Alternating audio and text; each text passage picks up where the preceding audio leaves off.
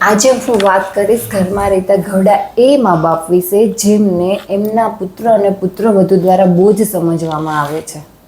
તમને ખબર હશે, દરેક મા બાપ એવા હોય છે જે પોતાના બાળકને સારી લાઈફ આપવા માટે, સારું ભણતર આપવા માટે પોતાના સપનાઓની બલી ચડાવે છે. પોતે સારા કપડાં પહેરતા નથી, સારું ફરવા જતા નથી અને પૈસા ભેગા કરે છે. શું કામે? પોતાના બાળકને સારી લાઈફ આપવા માટે. અને એ જ મા બાપ જ્યારે ઘરડા થાય ત્યારે એમને દેખાતું નથી, સંભળાતું નથી અને હાથ પગ દુખે છે. શું કામે? ઉંમરના લીધે. અને તો પણ એ ઘરમાં બધી જવાબદારી નિભાવવાનો ટ્રાય કરે છે.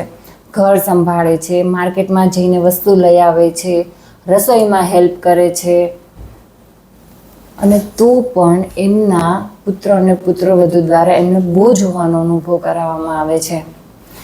એમને સામો જવાબ આપવામાં આવે છે, એમને એમના જ નિયમો માટે ટોકવામાં આવે છે, એમના જોડે કામ પૂરતી જ વાત કરવામાં આવે છે, કામ પૂરતું જ બેસવામાં આવે છે, એના સાથે મોઢું બગાડીને વાત કરવામાં આવે છે.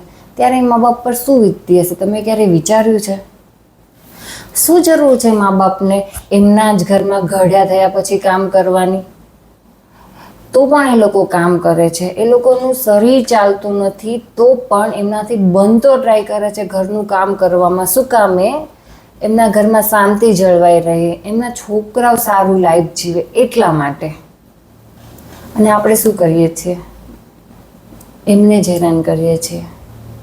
તમને ખબર છે, દરેક ઘરડા મા બાપને એક બીક લાગતી હોય છે કે પોતાનો છોકરો એને ઘરમાંથી બહાર તો નહીં કાઢી મૂકે ને, પોતાનાથી દૂર તો નહીં થઈ જાય ને, એમને ઉંમર હોવાના કારણે એમના સાથીને તો નહીં ખોઈ બેસે ને, એમને બીમારીથી તો નહીં પીડાય ને. તો આપણે એમનું ધ્યાન રાખવું જોઈએ, ના કે એમને હેરાન